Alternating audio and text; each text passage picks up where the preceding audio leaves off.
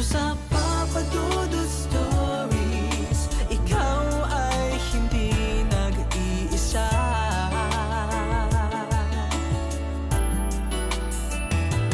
Dito sa Papa Dudut Stories, may nagmamahal sa'yo.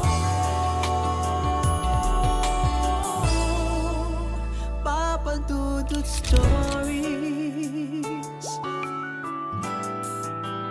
Papa Dudut Stories. Dear Papa Dudut, sa lahat po ng mga nakatutok ngayon, huwag kalimutan na mag-like, mag-share at mag-subscribe.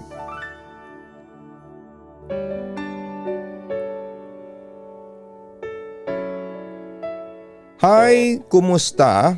Ako po si Kekira. Yes, talaga ang totoong pangalan ko ay Kekira.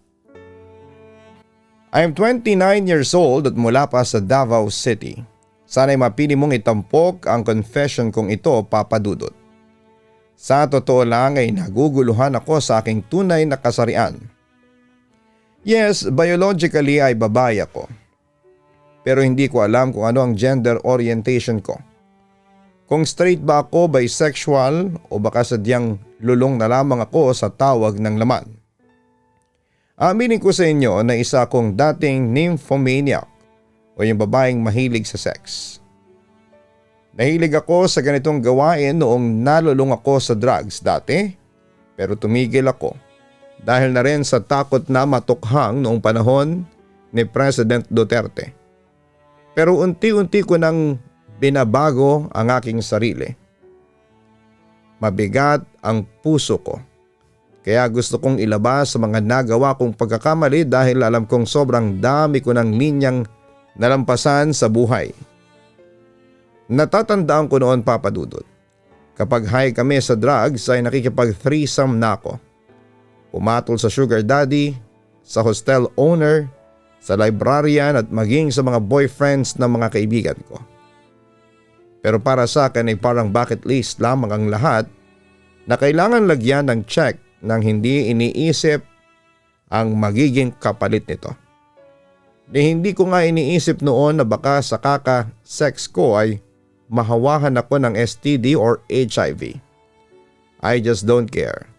Basta sakay lang ng sakay, parang cowgirl.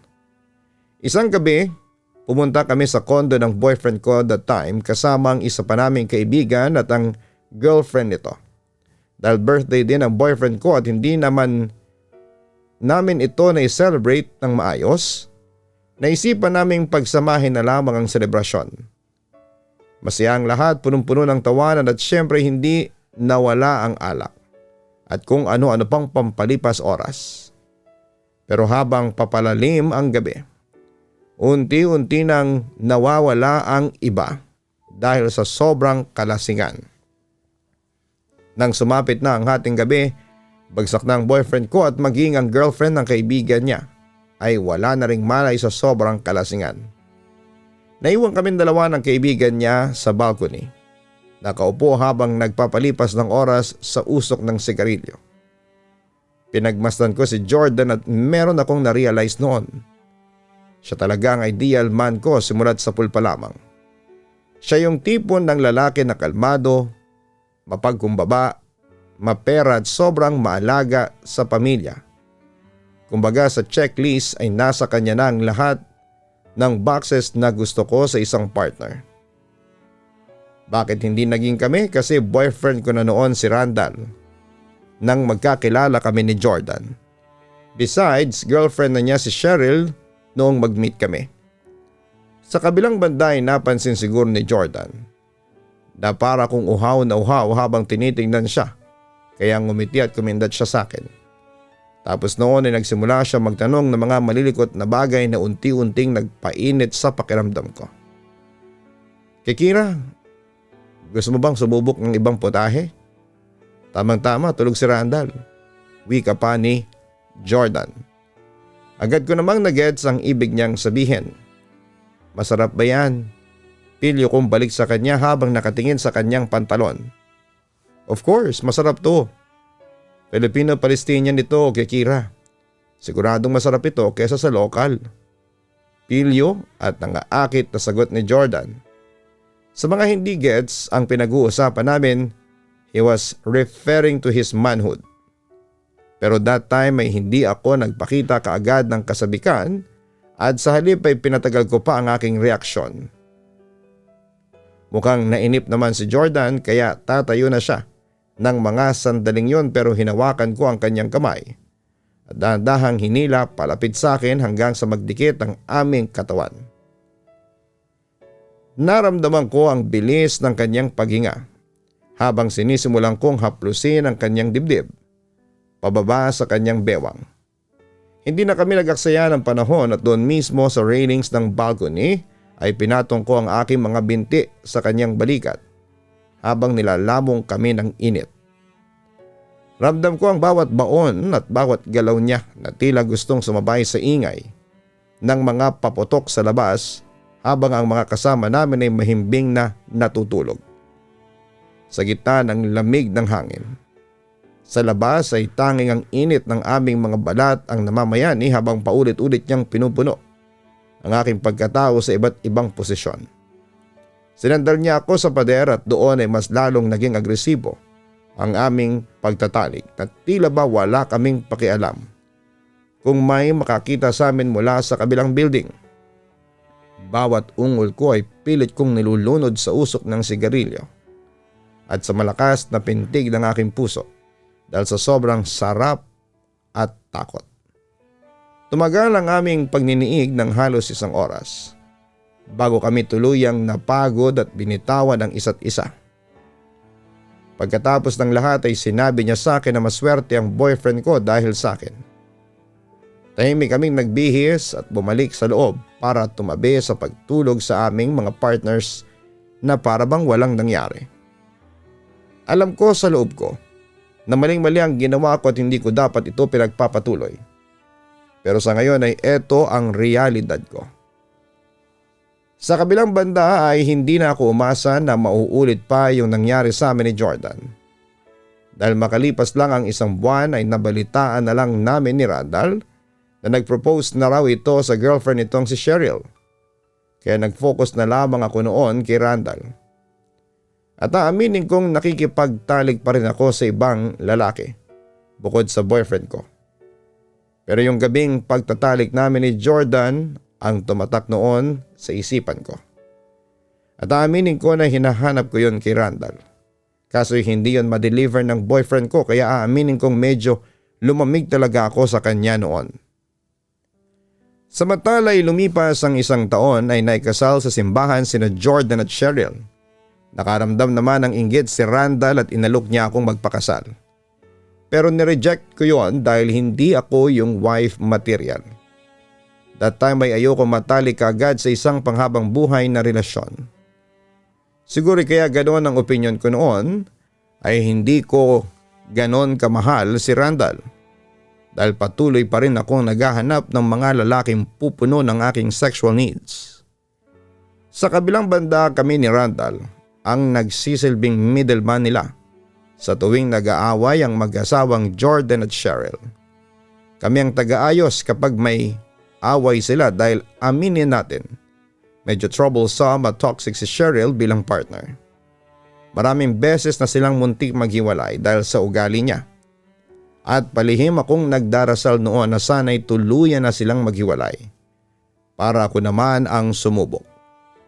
Pero kahit na anong gulo nila ay palagi silang nagbabate hanggang sa nagkaroon na sila ng kambal na anak. Hindi ko talaga maintindihan kung bakit sa dami ng babae si Cheryl pa ang pinili ni Jordan at hindi naman sa pangit ito. Pero feeling ko ay mas deserve ko ang atensyon at pagmamahal na ibinibigay ni Jordan habang pinapanood ko kung paano niya asikasuhin ang mga anak nila at kung gaano siya ka-gentle kay Cheryl. Lalong tumitindi ang inggit sa puso ko. Bakit siya may Jordan habang ako ay nakatali lang kay Randall? Samantala 1 araw ay nagulat na lamang ako nang pumunta si Cheryl sa bahay ko at sinabi niya na papunta siyang probinsya dahil ibebenta daw ang lupain nila. At sa lahat ng tropa niya ako lang daw ang pinagkakatiwalaan niya. Kaya sa akin niya muna iniwan ang mga anak niya. Tinanong ko naman sa kanya kung bakit hindi na lang yung asawa niya ang mag-alaga sa mga bata. Pero ipinagtapat sa akin ni Cheryl na not in good terms sila ni Jordan.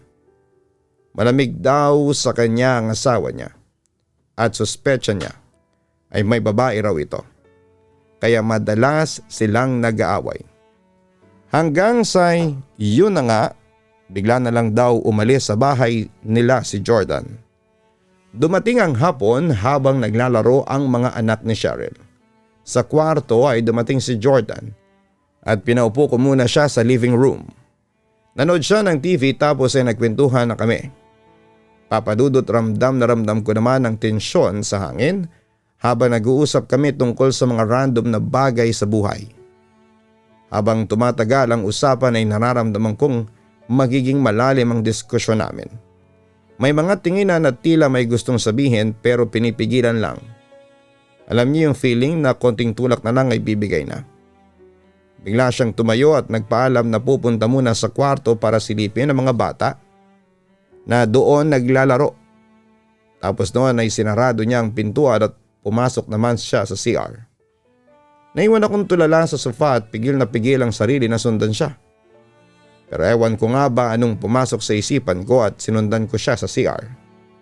Pagpasok ko pa lamang ay agad niya akong hinila, gustong gusto rin niya pala ako.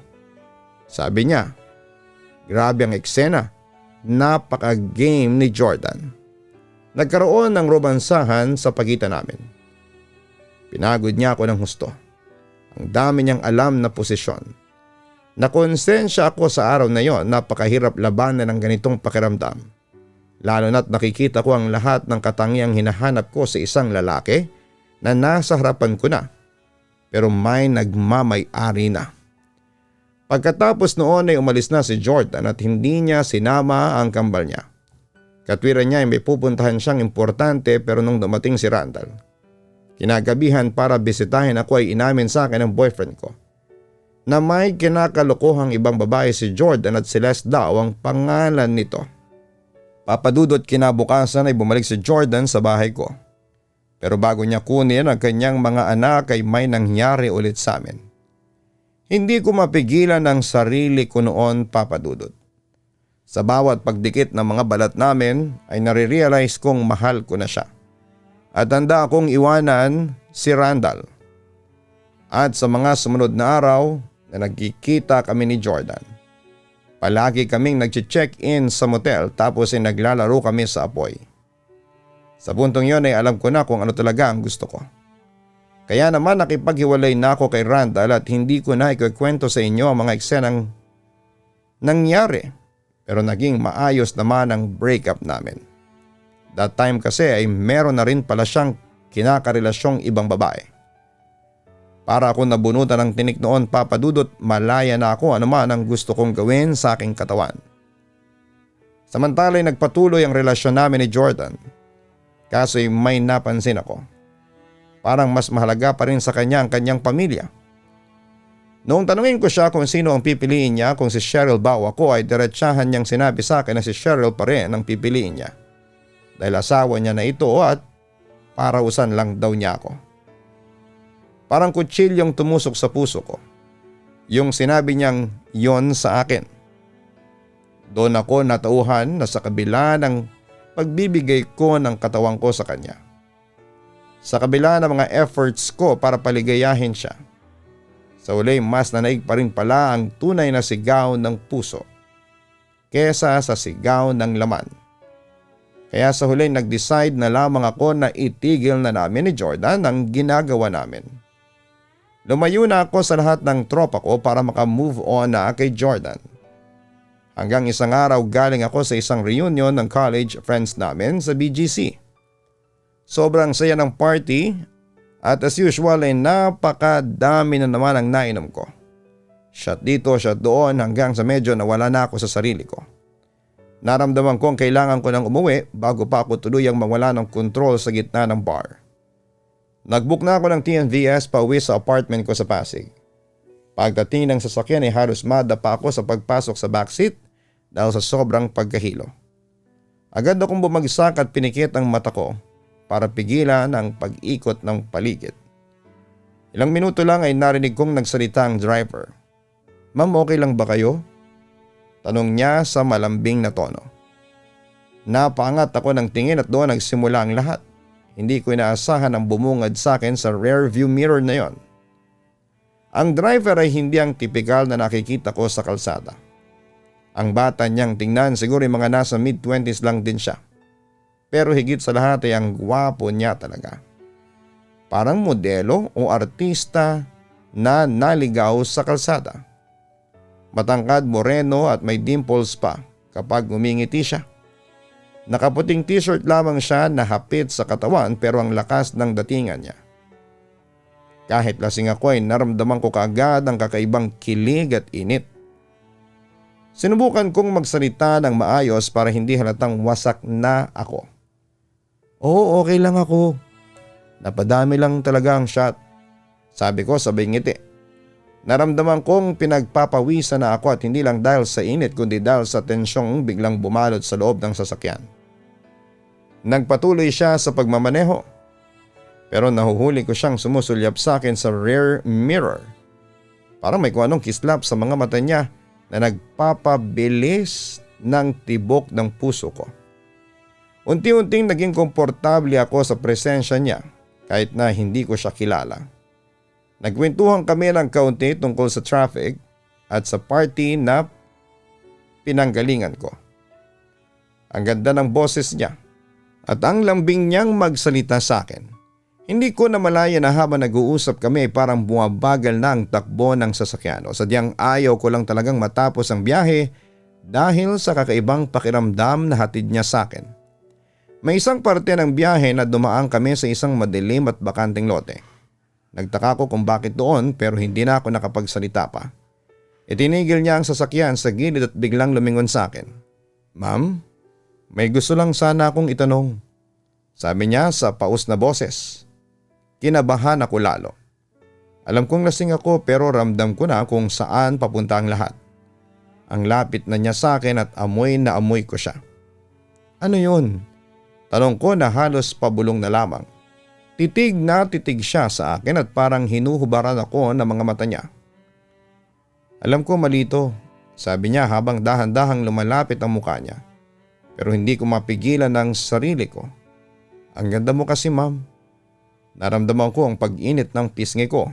Hindi ako sanay na direktang sinasabihan ng ganon, lalo na sa ganitong sitwasyon na kaming dalawa lamang ang nandun. Hindi ko na maalala kung sino ang unang kumilos sa aming dalawa pero nagkadikit ang mga labi namin sa isang mainit at mapusok na halik. Isang mabilis na pagtugon ang ginawa ko dahil sa matinding atraksyon na nararamdaman ko. Niyakap niya ako ng mahigpit at ginantihan ko yon ng mas mahigpit pa. Nawala na sa isipan ko ang lahat ng tama at mali at tanging nararamdaman ko na lamang ay ang nag-aalab na pagnanasa.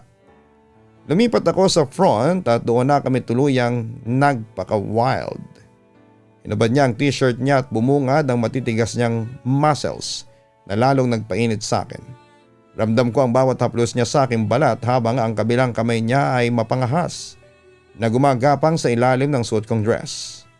Walang habas ang palitan namin ng mga laway habang ang hangin sa loob ng kotse ay tila nauubos na sa sobrang init ng aming mga katawan. Bawat ungol at hingal namin ay bumabalot sa madilim na sulok ng sasakyang yon. Hindi na kami nakapaghintay pa at doon na nangyari ang lahat sa ibabaw ng leather seat. Ramdam ko ang bigat ng kanyang katawan at ang bawat galaw niya na tila ba ayaw na kaming patigilin. Basang-basa na kami ng pawis pero wala kaming pakialam habang sabay naming inaabot ang rurok ng kaligayahan sa gitna ng tahimik at madilim na kalsadang yon. Nang matapos ang lahat ay bumalik kami sa aming mga upuan ng hingal na hingal. Umayos siya ng upo at inayos ko rin ang nagulo kong damit at buhok. Walang nagsalita sa aming dalawa. Ang awkward ng katahimikan na biglang bumalot. Hindi ko alam kung ano ang dapat kong maramdaman sa mga sandaling yon. Pinatakbo niya ulit ang sasakyan at pinagpatuloy ang biyahe pa uwi. Ang bilis na ng takbo niya. Parang gustong makalayo kaagad. Nang makarating kami sa apartment ko ay agad akong bumaba nang hindi siya nililingon. Nagbayad ako sa app at mabilis na pumasok sa loob ng gate.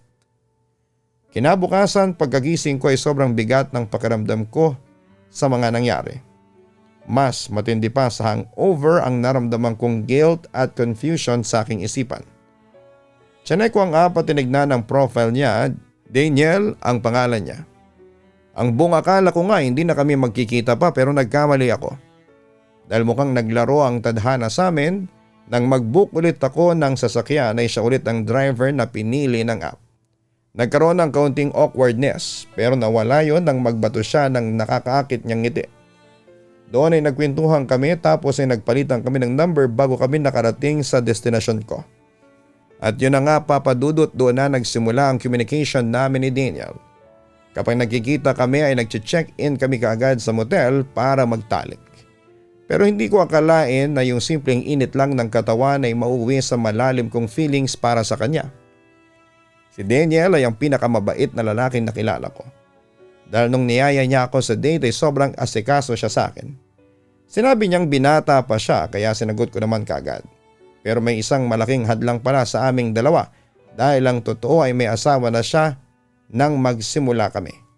Nalaman ko nang buksan ko ang phone niya habang nasa CR siya noong nasa hotel kami. Ang hindi niya alam, pasikreto kong minamasdan ang password niya kapag nag-open siya. Nadurog ang puso ko nang mabasa ko ang lahat at makita ang photo ng isang family picture. Kinumpronta ko siya, humagulhol ako sa iyak kaya naman sinabi niya sa akin na hindi na sila nagkakasundo ng asawa niya at wala na silang komunikasyon sa loob ng bahay. Naniwala naman ako dahil sa tuwing magkasama kami ay ramdam ko ang pagmamahal niya at ang kagustuhan niyang bumuo ng bagong buhay. Nagkaroon ng pagkakataon na bigla siyang hindi nagpaparamdam sa akin ng ilang linggo at doon ako sobrang nag-aalala. Akala ko ay iniwan na niya ako o baka bumalik na siya sa pamilya niya ng tuluyan. Pero bumalik din siya at sinabing kailangan lang daw niyang ayusin ang lahat para maging malaya na kami. Sa kasamaang palad ay nalaman ko ang balita na tuluyan na niyang iniwan ang asawa niya para lamang makasama ako araw-araw. Pero hindi ko inakala na ang kapalit ng saya naming dalawa ay ang pagkasira ng kaisipan ng babaeng legal na asawa niya. Nabalitaan ko na lamang mula sa mga kakilala namin na na-confine ang asawa niya sa isang mental hospital dahil sa sobrang depression. Kapag inaatake daw ito ay hirap huminga at sigaw ng pangalan ni Daniel. "Traidor kayo!" Itong palaging binibigkas ng ex ni Daniel. Hindi niya kinayang sakit ng pag-iwan sa kanya ni Daniel kaya doon siya humantong sa isang psychiatric facility. Simula noon ay hindi na ako pinapatulog ng konsensya ko dahil sa naging epekto ng relasyon namin. Sobrang bigat ng aking nararamdaman. Papadudot, simula noon ay laging bumabagabag sa isipan ko ang salitang karma dahil alam kong may nasaktang kaming tao sa aming pagmamahalan. Natatakot ako na balang araw ay maranasan ko rin ang sakit na naranasan ng asawa niya noong iniwan siya. Masaya kami ni Daniel pero tuwing tinitingnan ko siya ay naalala ko ang babaeng nasa loob ng klinik at naghihirap. At noong time na yon ay nabuntis na niya ako. Pero hindi talaga ako tinigilan ng aking konsensya hanggang sa isang desisyon na ang aking ginawa. Nakipaghiwalay na ako kay Daniel kahit na mahal niya ako at mahal ko siya.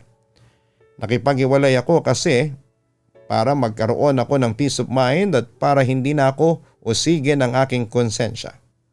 Pero hindi ko alam kung sapat na ba ang pagsisisi ko para mabura ang kasalanang nagawa ko sa ibang tao. Ang bawat maling hakbang ay may bitbit na bigat na tayo lang din ang makakaalam kung paano papasanin. Pero unti-unti na akong nagbabagong buhay. Tinutuwid ko na ang aking sarili. Minsan ay dumarating talaga ang time na napupunta tayo sa madilim na daanan at hindi natin alam ang paroroonan. Pero ngayon ay may realization na ako sa aking buhay. Huwag niyo sana akong husgahan dahil yon ang resulta lamang ng aking naging bisyo. Sana sa mga taong katulad ko ang naranasan. ay pinili ninyong takasan ang nakaraan. Magbago hanggat hindi pa huli ang lahat. Hanggang dito na lamang ang sulat ko, Papa Dudut. Basta sa ngayon ay isa na akong single mom at hindi na ako humihingi ng sustento kay Daniel dahil ayaw ko na ring guluhin ang buhay niya. Wala na akong balita sa kanya sa ngayon. Sina Jordan at Cheryl naman ay tuluyan ang naghiwalay at si Jordan ay nagtatrabaho sa ibang bansa. Si Randall naman ayon may asawa na at mukhang masaya naman siya sa kanyang naging desisyon. Ako naman ay wala man lang love life. Pero masaya ako kasi kasama ko ang anak ko at nakokontrol ko na ang katawan ko na iwasan ang mga tawag ng laman. Siguro i-part na rin yon ng maturity ko. Anyway, maraming salamat at magandang araw po sa inyong lahat. Lubos na gumagalang, kay Kira. Maraming salamat kay Kira sa pagbabahagi mo ng iyong kwento sa amin. Marami ka mang nagawang pagkakamali sa iyong buhay, ang importante ay na-realize mo yon at sinikap mo talagang magbago. Anin mo ang isang relasyon at tanging laman ang pundasyon. Ang pag-ibig ay hindi lang yan nagdedepende sa pakikipagsiping. Ito ay nararamdamang pagpapahalaga, pagrespeto, pag-aalaga, at paglalaan ng sapat na oras at atensyon sa isang taong mahal mo. Hindi nagtatagal ang relasyong bunga lamang ng libog o init ng katawan. Pero ang pag-ibig, kapag naramdaman mo yan, para sa isang tao ay tumatagal ito ng panghabang buhay.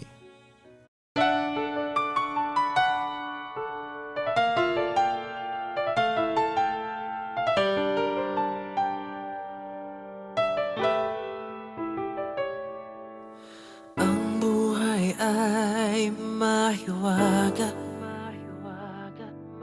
laging may lungkot at saya. Sa Papa Dudut Stories, laging may karamay ka.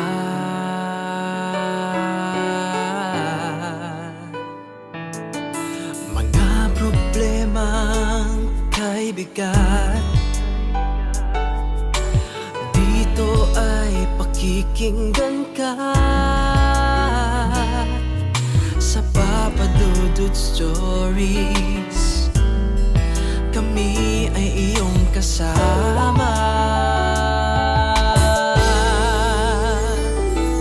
Dito sa Papa Dudut Stories, ikaw ay hindi nag-iisa.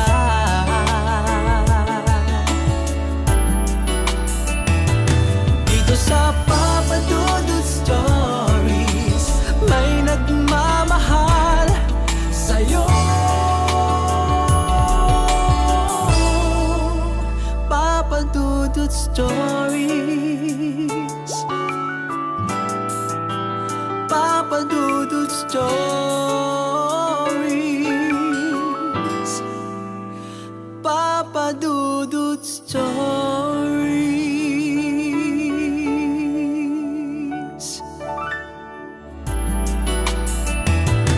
Dito sa Papa Dudut Stories, may nagmamahal sa'yo. Papa Dudut Stories, Papa Dudut Stories. Hello mga ka-online, si Papa Dudut po ito. Nag-enjoy ka ba sa ating kwento ngayong araw? Huwag kalimutan na i-share, mag-like at mag-subscribe. Maraming salamat po.